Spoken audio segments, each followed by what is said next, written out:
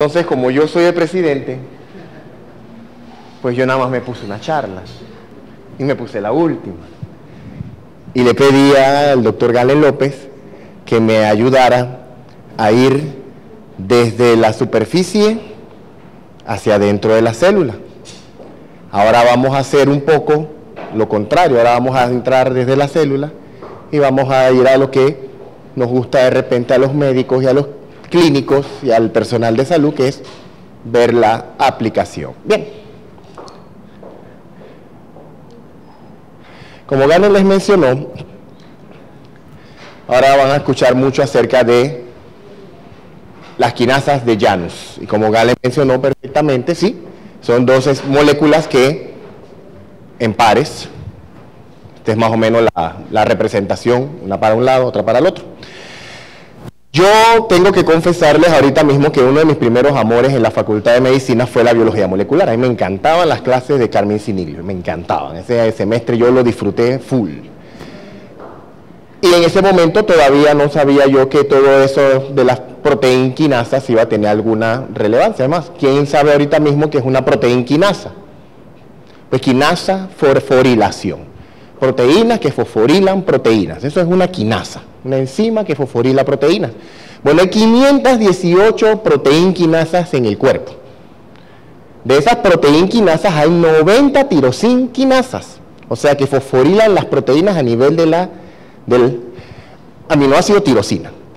Y de esas 90 hay 52 que son receptores transmembrana y 38 que son solamente intracelulares. Dicho esto, estas quinasas solamente son 4. JAK1, JAK2, TYK2 están en todos los mamíferos y JAK3 que solo está en las células hematopoyéticas.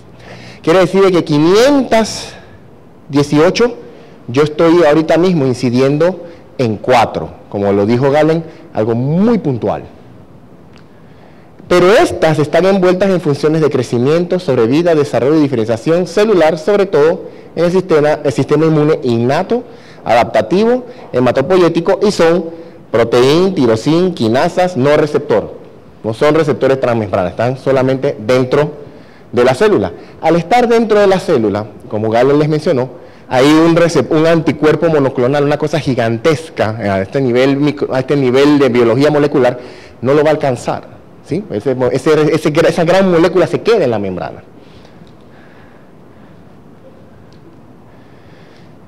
Ya les dije que trabajan en pares, son enzimas intracelulares y transfieren el fósforo del ATP a un substrato. ¿Sí? Hasta ahí, sencillito. ¿Se acuerdan del ATP?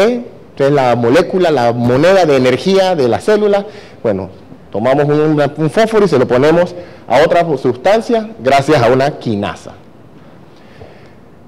Pero estas JAKs, al hacer esta fosforilación, producen efectos al activar pequeñas proteínas que ya Galen les mencionó, las STATs, o sea, por sus siglas en inglés, son activadores y transductores de señal de transcripción. Moléculas que van a definir qué se traduce, del núcleo del ADN, qué se lee, qué no se lee, cuándo no se lee. Y las citocinas se unen a receptores transmembranales unidos a estas JAKs, y estas JAKs, al ser estimuladas por esta unión de esta citoquina al receptor, se fosforilan STAT3, y estas STAT3 migran al núcleo donde regulan transducción de genes. Algo parecido a esto.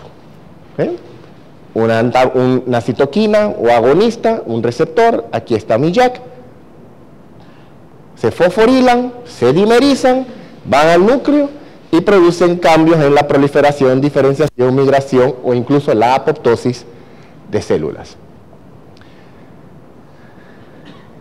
Fui para... Bien, así como un poquito más bonito, llega la citoquina, fosforila la proteína, el receptor, el JAK, se acopla la STAT, se fosforila la STAT y se cambia la forma en que se lee un gen. Pero hay varios tipos diferentes de citocinas. Ya el doctor Galen les mencionó unas cuantas. Y varios tipos de citoquinas diferentes utilizan el sistema JAK para transducir sus señales al núcleo. En este caso, el receptor de citoquina 1,2 depende de la transmisión de señal a través de diferentes pares de JAKs. Y por ejemplo, tenemos que este receptor de citocina 2 es el que utilizan interleucina 10, 19, 20, 22 y la subunidad GP130 comparten el receptor interleucina 6, interleucina 11 y señalizan a través de JAK1 en combinación con JAK2 y TYK2. Parece hasta aquí enredado. Recuerden que solo son 4 JAKs, pero están utilizándose por varios tipos de receptores.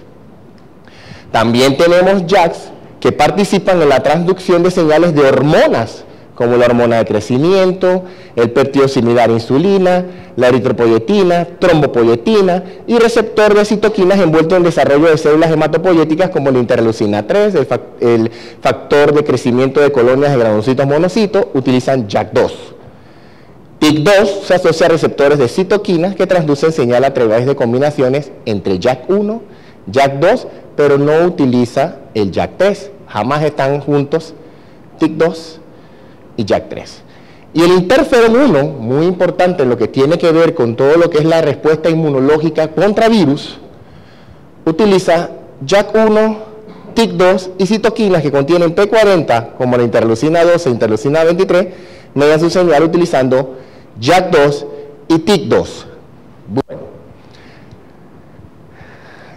este interferón gamma, también importante en lo que es la transducción y la defensa contra virus y la supresión de células tumorales, utiliza JAK1, JAK2 y los receptores que contienen cadenas gamma C, como los de interleucina 2, 4, 7, 9, 15, 21, utilizan JAK1 y JAK3.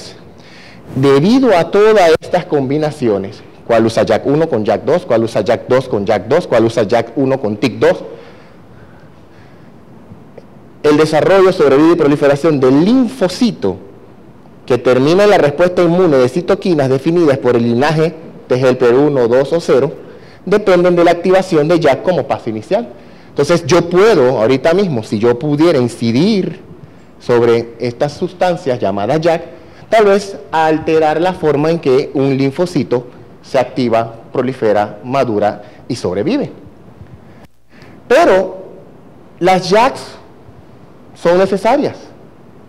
Si yo tuviera una deficiencia de JAK3, existe un par de sujetos en el mundo que han tenido, que se les ha encontrado esa deficiencia, tendríamos una inmunodeficiencia combinada severa.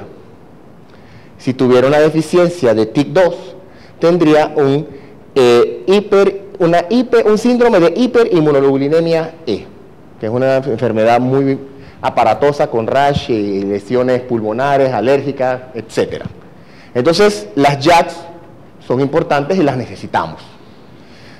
Deficiencias de JAK1 y JAK2 no son compatibles con la vida, ya que causan un déficit neurológico severo y una severa ausencia o deficiencia de linfopoiesis, hematopoiesis, respectivamente. Entonces, las JAK sí las estamos necesitando, no es una cuestión que simplemente nos las quitamos y no pasó nada, ¿ven? Creo que eché para atrás. Afortunadamente,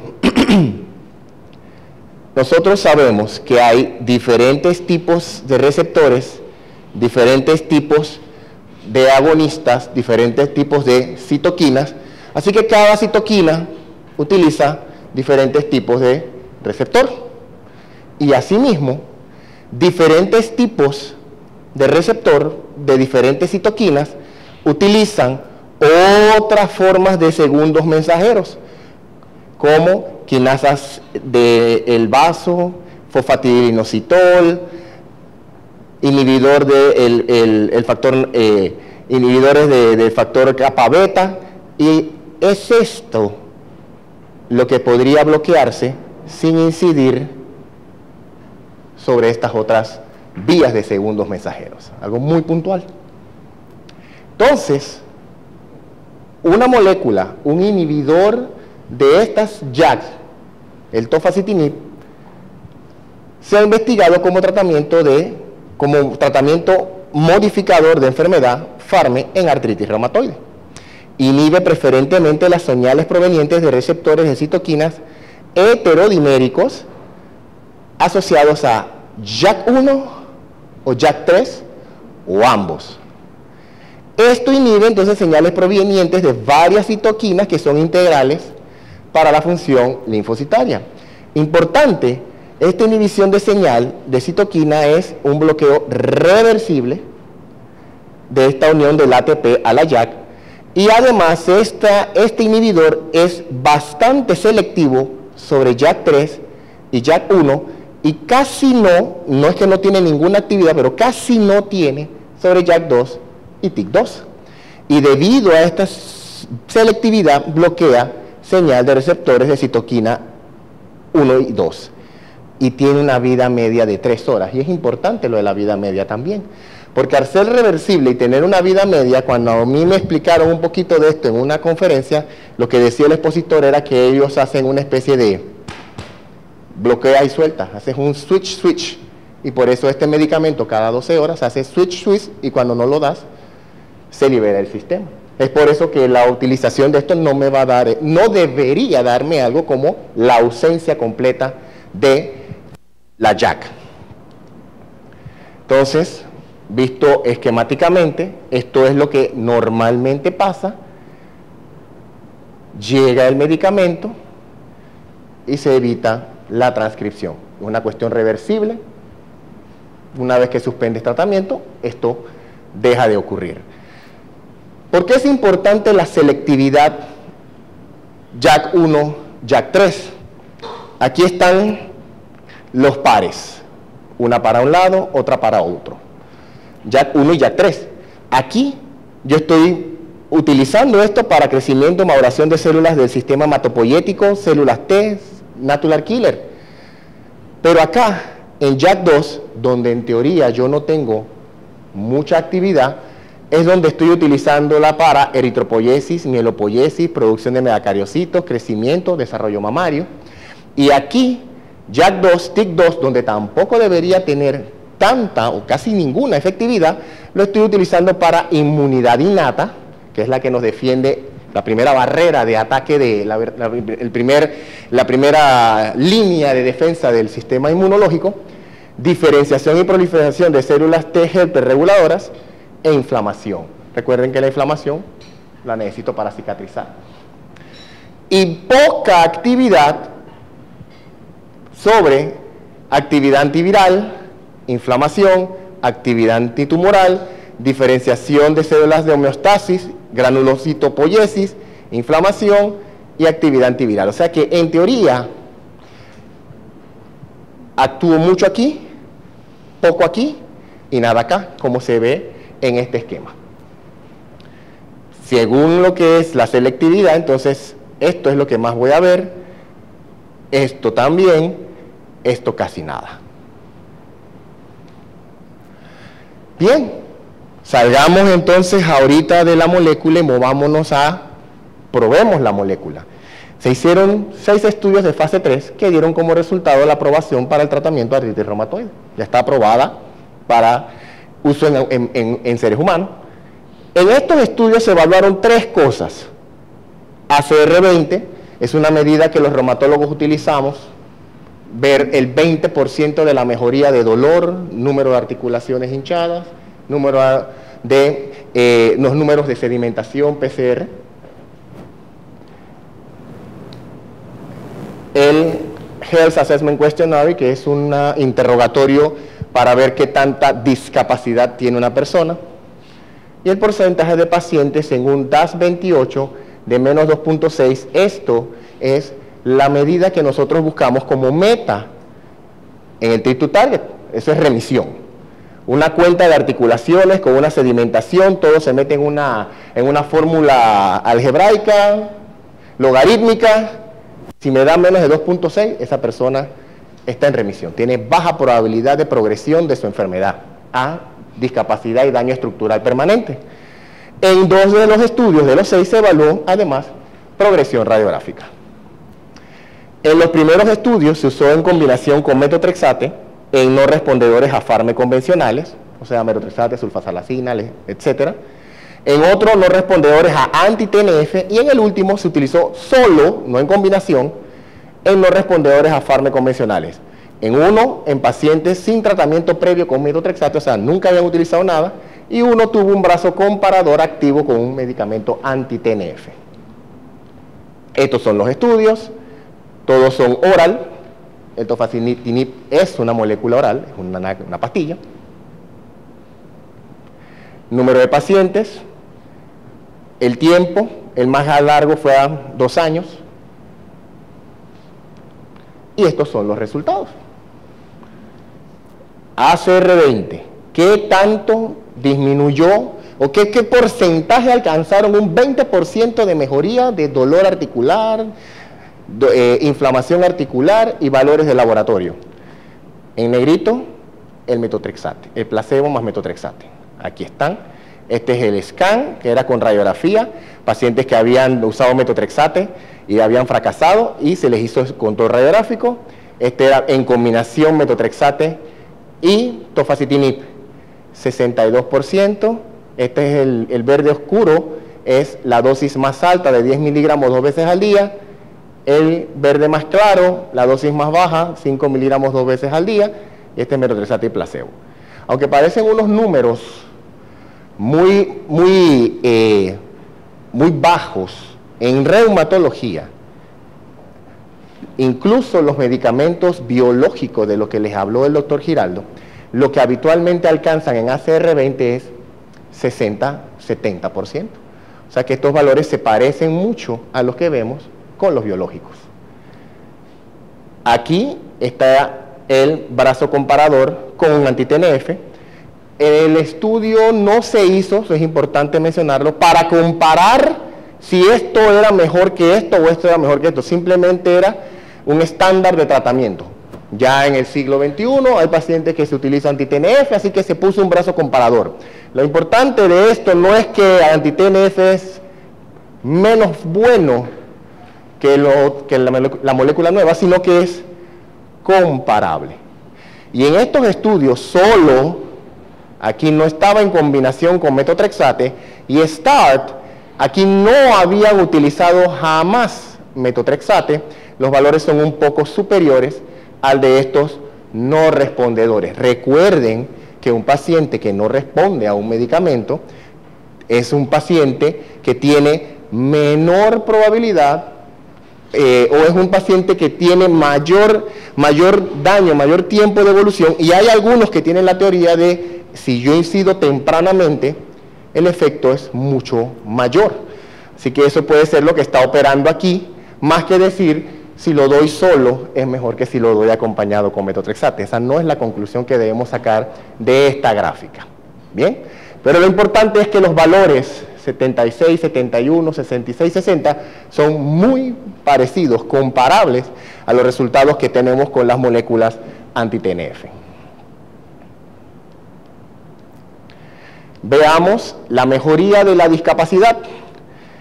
Esta línea que está aquí se pone porque este valor de 0.31 es la mejoría que yo puedo considerar que cuando la miro, que cuando la encuentro, puedo considerar que es representativa, que es una verdadera mejoría y no simple y llanamente un producto de un cambio en la forma en que se contestó el cuestionario. Entonces vean, metotrexate, este es el basal, lo que mejora, pero no es una mejoría trascendental comparada con los brazos de TNF, la molécula en investigación, y aquí obviamente se ve una gran mejoría, pero vuelve y les explico, esto no quiere decir que es mejor darlo solo, sino que se trató más tempranamente. Y cuando vemos qué porcentaje de pacientes llegan a remisión, a valores de no encuentro enfermedad reumática al examen y a los estudios, o por lo menos una cantidad de inflamación que no me pone en riesgo de discapacidad y daño estructural, 16%, 13%, 12%. Entonces, números pequeños, pero llevar a 16% de pacientes a remisión es algo considerable, porque la artritis reumatoide es una enfermedad muy difícil de llevar a remisión. Esa es la meta, pero es muy difícil llevarla a remisión, así que estos valores también son comparables con los valores que se encuentran con los anti-TNF. Aquí se me movió un poquito el título. Ya entonces vimos todos los ACR20. Bueno, pero veámoslo ahora, el 50% y el 70% de la mejoría. Y recordando lo que me decía el doctor Generoso Guerra cuando empezábamos a revisar los estudios de anti-TNF, Aníbal, los anti-TNF mejoran ACR 20, 60%, ACR 50, 40% y ACR 70, 20%, 60, 40, 20, 75, 56, 40, 60, 40, 20, 60, 40, 20. Muy similar a las moléculas que hemos estado utilizando los últimos 10 años. ¿Es una molécula segura?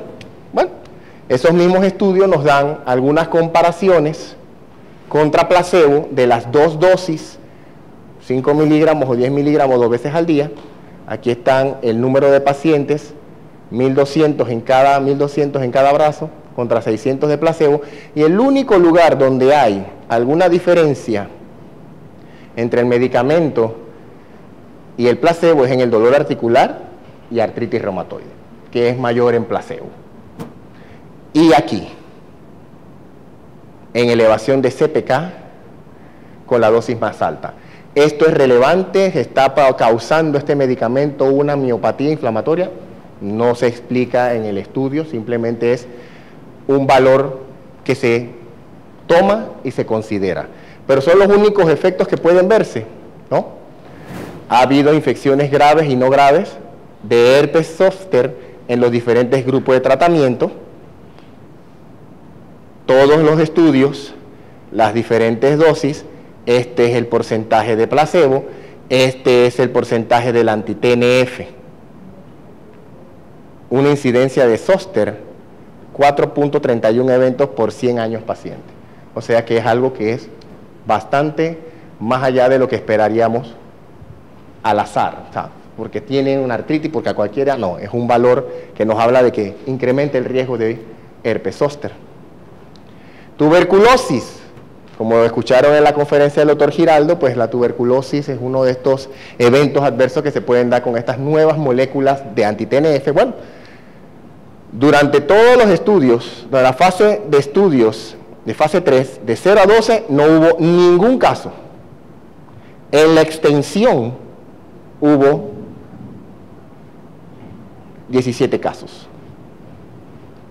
Esto el autor lo explica simple y llanamente por tiempo de tratamiento inmunosupresor, que no se haya presentado nada acá y de acá, pero igual son valores bajos comparables con los valores de fármacos convencionales y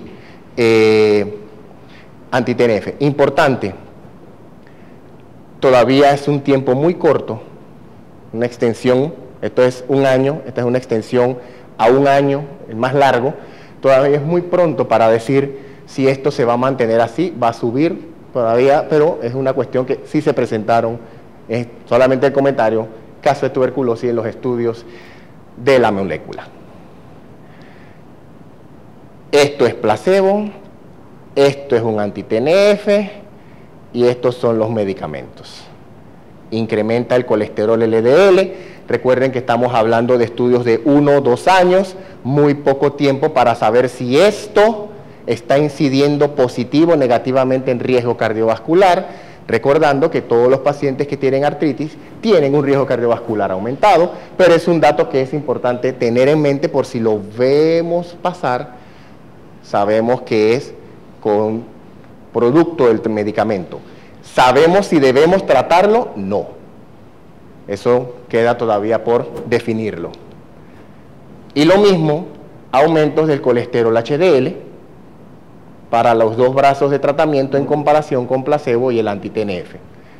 Entonces tiene un factor protector contra riesgo cardiovascular. No, tampoco podemos decir esto, muy poco tiempo de estudios para tomar esta conclusión, pero se ha visto este cambio en el laboratorio y es una cuestión que hay que tener en mente y que de repente es a donde yo quisiera que se llevaran de aquí la idea. Si voy a leerme algún estudio de efectos secundarios, ya yo sé, infección, herpes, tuberculosis, lípidos, ¿sí? Como conclusión, y ya para terminar la plática, es una novedosa forma de abordar la inflamación en artritis reumatoide. Tiene una efectividad comparable, no mejor, a los anti-TNF en los estudios. Su perfil de seguridad es comparable al de otros fármacos sintéticos. La presencia de mayor frecuencia de herpes zóster hace recomendar vacunación previo a su uso. Y parafraseando al doctor Antonio Cachafero, yo pensé que iba a estar aquí, hay que definir el perfil del paciente que va a utilizar este producto. ¿Qué quiero decir con esto? No es un producto, llegó lo nuevo y démoselo a todos. Hay que definir quién necesita pasar de otra terapia a esto. Porque tampoco, como les dije en la primera mitad de la conferencia, no porque es nuevo, es mejor. Gracias por su atención.